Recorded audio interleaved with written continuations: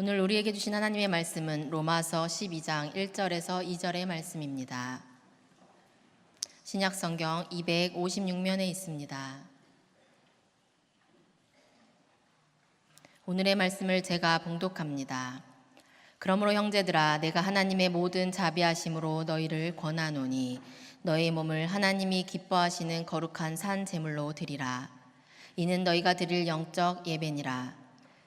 너희는 이 세대를 본받지 말고 오직 마음을 새롭게 함으로 변화를 받아 하나님의 선하시고 기뻐하시고 온전하신 뜻이 무엇인지 분별하도록 하라.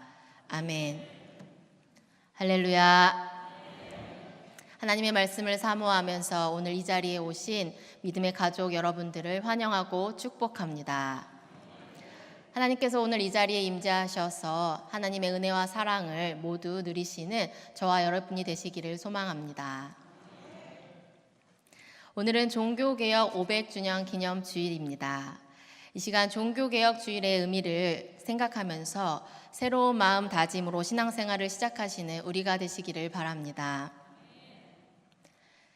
중세시대의 교회는 부패하고 썩어 있었습니다. 특히 성 베드로 성당을 짓기 위해서 교황은 면죄부를 만들기까지 합니다. 마틴 루터는 오직 믿음, 오직 성경, 오직 은혜, 오직 그리스도, 오직 하나님께 영광을 슬로건으로 내세우면서 교황청의 잘못된 부분 95개조 반박문을 비텐베르크 성문에 내어 걸게 됩니다. 루터가 분기충천하여 대자보를 붙이게 된 직접적인 동기는 면죄부 판매에서 비롯되었지만 주요 원인은 중세 말렵부터 누적되어 왔던 교회와 성직자들의 부정과 부패, 여러 위기적인 상황들이 서로 교직되어서 사회적 불안 요소로 자리 잡고 있었기 때문입니다. 루터는 이미 임계점에 도달해져 있었던 대중들의 불만을 터뜨린 거나 마찬가지였습니다. 그리고 이 일이 종교개혁의 시발점이 되었습니다. 이후 대표적인 종교개혁가 존 칼빈이 종교개혁의 진리들을 명석한 지성으로 펼치면서 개신교 신학의 기틀을 다져갔습니다. 1517년 종교개혁이 있은 후 500년이 지났지만 여전히 교회는 지금 얼마나 하나님을 기쁘시게 하고 있는가 하는 고민을 하게 만듭니다. 특별히 한국교회는 대단한 심각한 위기에 빠져 있습니다. 이제 다시 온전한 회개와 새로운 삶에 대한 결단과 변화가 있어야 합니다. 여러분, 우리가 바뀌어야 가정도, 교회도, 세상도 달라질 수 있습니다. 그러기 위해서 무엇보다 우리 교회가 하나님 뜻에 합당한 교회, 참 교회가 되어야 할 줄로 믿습니다. 종교개혁주의를 맞이한 우리 믿음의 가정들이 날마다 하나님 앞에서 거룩함을 회복하고 날마다 말씀으로 새로워지는 가정이 되시기를 축원합니다. 2017년을 살아가는 이 세상, 참으로 혼란스러운 세상입니다. 최근 뉴스에서 연신 보도하고 있는 일들을 보면 더 이상 놀랄 일도 없을 것 같지만 또 새로운 유형의 범죄들이 새롭게 믿겨지지 않는 형태로 펼쳐집니다. 정말로 놀라지 않을 수 없는 일입니다. 자신의 친구를 불러내 아버지의 욕심의 제물로 이끌고 간 딸의 행위,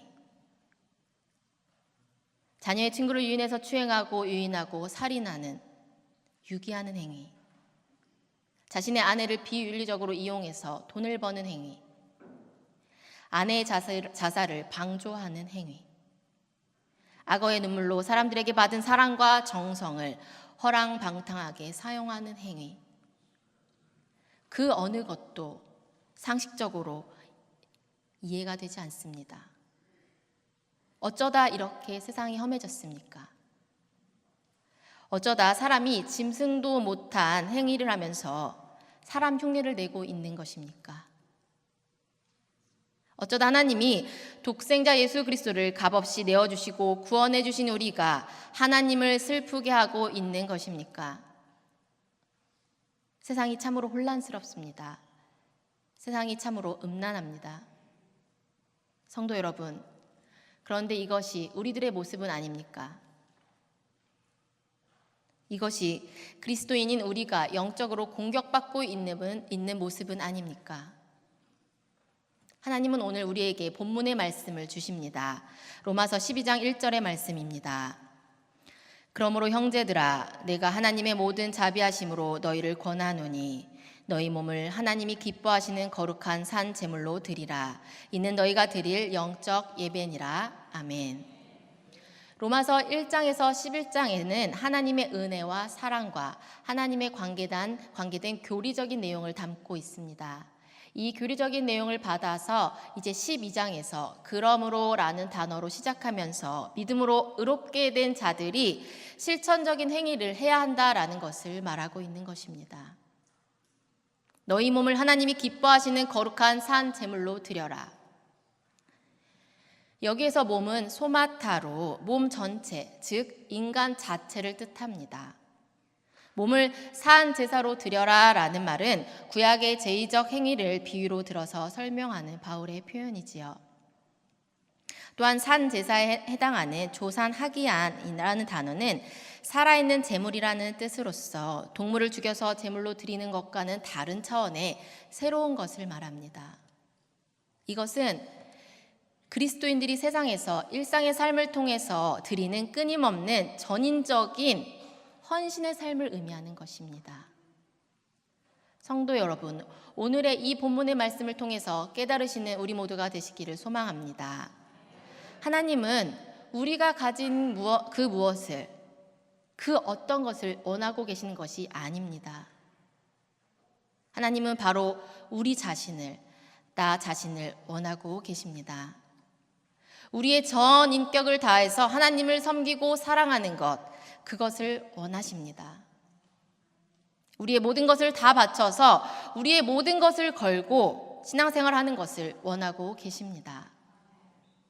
그것이 하나님이 원하시는 그리스도인의 삶이기 때문입니다. 왜 그것을 우리에게 요구하시는 것입니까? 하나님이 세상을 이처럼 사랑하사 독생자를 주셨으니 이는 그를 믿는 자마다 멸망하지 않고 영생을 얻게 하려 하심이라. 아멘. 왜 그것을 요구하시는 것입니까? 하나님이 먼저 우리에게 그렇게 하셨기 때문입니다. 또한 바울은 하나님의 자비하심을 이미 경험했습니다. 바울은 하나님의 은혜를 경험했기 때문에 전 인격적인 헌신을 오늘 우리에게 요구하고 있는 것입니다. 사랑하는 여러분, 우리가 먼저 하나님의 자비하심을 경험하시기를 소망합니다. 우리가 먼저 하나님의 은혜를 경험하시기를 바랍니다. 이 세상의 많은 유혹 속에서 주님의 백성된 우리는 어떻게 살아가야 할까요? 그리스도인으로서 어떠한 삶으로 하나님께 기쁨의 제사를 드릴 수 있습니까? 첫째, 오직 하나님의 말씀으로 우리가 거룩해져야 합니다. 혼탁해져 있는 이 세상에서 우리는 오직 하나님의 말씀만을 의지해야 할 줄로 믿습니다. 오직 하나님의 말씀으로 우리가 거룩함의 옷을 입어야 합니다.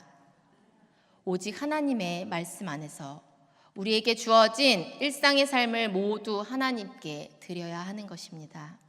그리할 때 우리는 경건해질 수 있습니다. 세상의 악한 것을 구별할 수 있습니다. 오직 하나님의 말씀으로만 우리가 거룩해질 수 있습니다.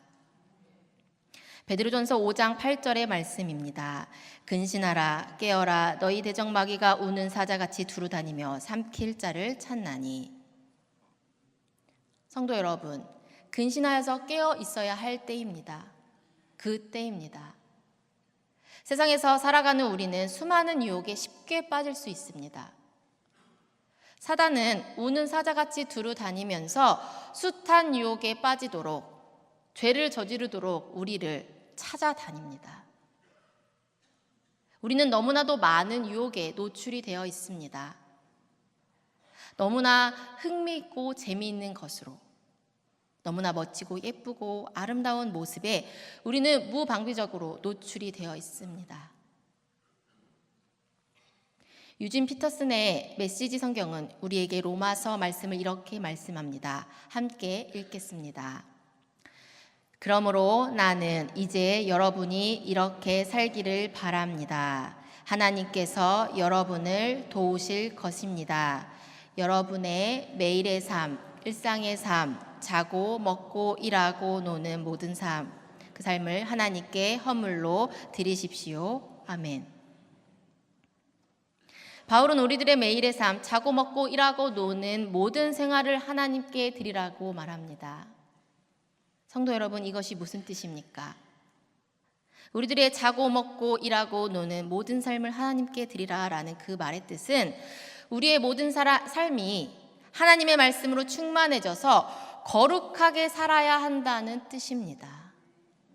우리들의 삶 순간순간이 하나님의 말씀에 순종하는 삶이 되어야 할 줄로 믿습니다. 무차별적이고 무시간적인 사단의 공격에 대처할 수 있습니다. 오늘은 거룩한 주일, 교회로 오는 발걸음, 그 차 안에서부터 교회로 들어서는 발걸음부터 그리스도인인 척, 거룩한 척, 그렇게 살아가는 삶이 아니라 우리들의 모든 하루의 삶, 순간순간이 하나님의 말씀으로 충만해져 있는 그러한 상태를 요구하고 있는 것입니다. 세상 아름다운 것, 세상 재미있는 것들의 탈을 쓴 사단이 우리에게 덤벼들 태세를 하고 있습니다. 우리의 방심을 틈타는 것보다 사단이 좋아하는 것은 없습니다.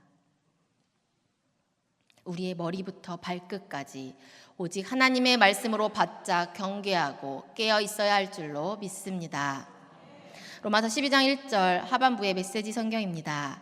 하나님께서 여러분을 위해 하시는 일을 받아들이는 것이 바로 여러분이 그분을 위해 할 수 있는 최선의 일입니다. 아멘. 오직 하나님의 말씀으로 충만해지는 것이 우리가 하나님께 드릴 수 있는 최선의 일이라는 것입니다.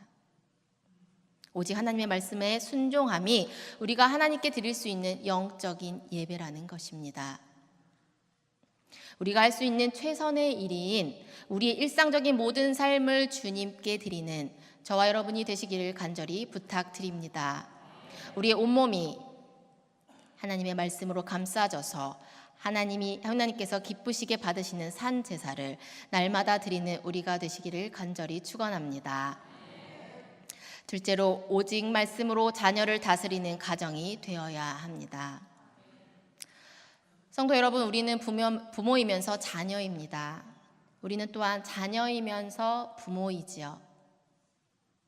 오직 하나님의 말씀으로 거룩해지기 위해서 우리는 가정에서 어떠한 부모가 되어야 하겠습니까?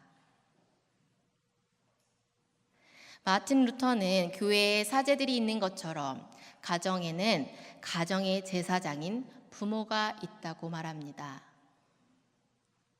부모는 가정의 제사장으로서 하나님을 대리하고 자녀와 가족 구원에 그리고 세상적 안녕을 1차적으로 책임져야 하는 사명을 가졌다고 말합니다. 중세에는 성직자가 가정을 이루게 하는 성례를 집전할 권리를 가지고 있었습니다. 그들은 하나님의 대언자로서 가르침과 과제를 하나님으로부터 위탁을 받았다라고 인정이 되었었기 때문에 성직자들의 권위가, 교육적인 권위가 부모의 교육적인 책임보다 우선시되어 있었습니다. 이에 대하여 루터는 부모야말로 최고의 교육적 권리와 책임을 하나님으로부터 위탁받은 사람들이다라고 주장했습니다. 그는 부모의 자녀 양육에 대한 권리와 책임은 이미 십계명에 나타나 있다고 보았습니다. 내 부모를 공경하라. 이 계명은 단순히 자녀에게만 주는 계명이 아니라 부모님에게 주는 계명인 것입니다. 여러분, 부모를 공경하라라는 것은 자녀에게는 부모 공경의 계명입니다. 그러나 그와 나란히 부모에게는 공경받을 만한 부모가 되어야 한다고 말씀하는 계명입니다. 자녀가 공경하는 부모됨의 1차적인 조건은 자녀의 교육을 잘 감당하는 것이기 때문입니다. 자녀를 바르게 양육하고 교육함 자체가 자녀로 하여금 부모를 공경하도록 하게 하는 환경이고 통로가 됩니다. 그러면서 루터는 부모가 자녀를 다스린다라는 것 자체가 곧 자녀를 교육한다라는 것을 의미한다고 말합니다. 독일어의 교육하다라는 단어 찌에는 단순히 무엇을 가르친다라는 것만을 의미하는 것이 아닙니다. 먹을 것과 입을 것을 주고 자녀를 보호하고 배려하고 모든 측면에서 이끈다라는 의미를 가지고 있다라는 개념으로 착안하면서 자녀를 다스린다는 것은 곧 자녀를 교육한다는 것과 같은 의미로 봅니다. 따라서 부모의 가정 통치의 역할은 자녀를 교육하는 일이 되는 것입니다. 세상의 통치자가 검으로 세상을 다스려서 불의와 악이 판치지 못하도록 하는 것처럼 부모는 자녀를 회초리로 다스려서 나쁜 영향으로부터 지키고 보호해야 할 뿐만 아니라 동시에 영적으로 목회자가 말씀으로 다스리는 것처럼 자녀에게 말씀을 가르침으로써 자녀의 영적 구원과 성장을 책임져야만 합니다. 부모는 목회자와 통치자의 역할을 모두 다 아우르는 가정, 제사장의 역할을 해야만 하는 것입니다. 하나님이 가정 안으로 세우신 부모의 역할은 가정을 다스리는 이것인데 이것은 하나님으로부터 위탁을 받았다는 것입니다. 사랑하는 성도 여러분, 우리가 바로 이러한 부모의 역할을 감당하시기를 부탁드립니다. 가정의 제사장인 우리 부모 세대가 자녀 세대에게 필수적으로 해야 하는 교육은 다름이 아닌 신앙교육, 성경교육, 말씀 교육이라는 것입니다. 종교개혁을 기념하며 그 의미를 생각하는 이 주일, 우리는 모두 교회가 변해야 한다고 안팎으로 외쳐야 될 것입니다. 그러나 교회가 변하기 이전에 내가 하나님 앞에 바로 서야 할 줄로 믿습니다. 또한 나만 하나님 앞에 바로 서는 것이 아니라 나의 자녀를, 나의 가정을 하나님의 말씀으로 다스리는 말씀 교육이 필요합니다. 우리 교회 교회학교 교육부서에서 말씀 교육을 합니다. 청년부에서 성경 공부를 늘 하고 있습니다. 그런데 왜 예배의 자리에 자녀를 보내지 않으십니까? 시대의 흐름과 트렌드에 맞추어 자녀의 일정 나이가 되면 그 나이에 맞는 교육을 시켜주는 것이 부모의 역할입니다. 그러나 우리는 그리스도인입니다. 하나님의 백성입니다. 하나님의 백성된 우리는 우리의 가정에서 하나님의 말씀이 그 무엇보다도 최우선식이 되어야 할 줄로 믿습니다. 루터 당시까지는 성경을 소유하고 읽을 권리가 사제에게만 국한되어져 있었습니다. 루터는 성경을 소유하고 읽을 권리가 모든 그리스도인들에게 돌려져야 한다라고 생각하고 당시 사제들만 읽을 수 있던 라틴어 성경을 모든 사람들이 읽을 수 있도록 모국어로 독일어로 번역합니다. 그리고 모든 사람들이 성경을 읽을 수 있게 하기 위해서 글을 읽어야 하기 때문에 교육의 혜택자들이 소수의 귀족이나 성직 희망생들에서 모든 아이들이 학교를 다닐 수 있도록 교회나 수도원이 소유했던 학교를 국가의 소속으로 자리 옮김하는 개혁의 계기를 마련하게 됩니다. 우리는 우리의 언어로 된 이러한 성경을 개인별로 하나씩은 소유하고 있는 부유한 시대 속에 살아가고 있습니다. 언제든 우리의 손에 성경을 잡고 읽기만 하면 읽을 수 있는 시대에 살고 있습니다. 너무나도 바쁘고 분주한 시간 속에서 살아가고 있는 우리들이지만 우리들에게 생명 주신 이도 하나님이시요 우리를 이끌어 주신 이도 하나님이심을 기억하고 오직 하나님 말씀만이 우리를 살리심을 깨달으시는 저와 여러분이 되시기를 부탁드립니다. 성도 여러분, 사랑하는 여러분의 귀한 각 가정에 언제나 하나님의 말씀이 울려 퍼지시기를 소망합니다. 사랑하는 여러분의 귀한 각 가정이 언제나 하나님의 말씀에 순종하는 가정이 되시기를 소망합니다. 로마서 12장 2절 말씀을 메시지 성경으로 함께 읽겠습니다. 문화에 너무 잘 순응하여 아무 생각 없이 동화되어 버리는 일이 없도록 하십시오. 대신에 여러분은 하나님께 시선을 고정하십시오. 그러면 속에서부터 변화가 일어날 것입니다. 그분께서 여러분에게 바라시는 것을 흔쾌히 인정하고 조금도 머뭇거리지 말고 거기에 응하십시오. 여러분을 둘러싸고 있는 문화는 늘 여러분을 미숙한 수준으로 끌어낮추려 하지만 하나님께서는 언제나 여러분에게서 최선의 것을 이끌어내시고 여러분 안에 멋진 성숙을 길러 주십니다. 아멘. 이 세상의 부요함보다 하나님의 말씀, 하나님의 은혜를 사모하는 우리가 되시기를 소망합니다. 바울이 선포하고 있습니다. 하나님께 시선을 고정하십시오. 그러면 속에서부터 변화가 일어날 것입니다. 하나님께 시선을 고정하시고 하나님만을 의지하며 오직 하나님의 말씀에 순종하며 살아가는 우리가 될 때에 하나님께서는 언제나 우리와 함께 해주시는 분이심을 믿으시기를 바랍니다. 너의 행사를 여호와께 맡기라. 그리하면 내가 경영하는 것이 이루어지리라. 아멘. 말씀으로 돌아갈 때입니다. 하나님의 말씀에 순종할 그때입니다. 하나님의 말씀으로만 우리들의 가정이 변화될 줄로 믿습니다. 이 세상의 지식과 높음이 아닌 오직 하나님의 말씀으로만 우리들의 교회가 새로워지게 될 줄로 믿습니다. 그리할 때에 하나님의 놀라운 은혜가 우리들 가운데 임하시기를 소망합니다. 이 시간 좌우 옆에 계신 분들과 함께 결단하며 인사를 나누시도록 하겠습니다. 오직 하나님의 말씀으로 거룩해집시다.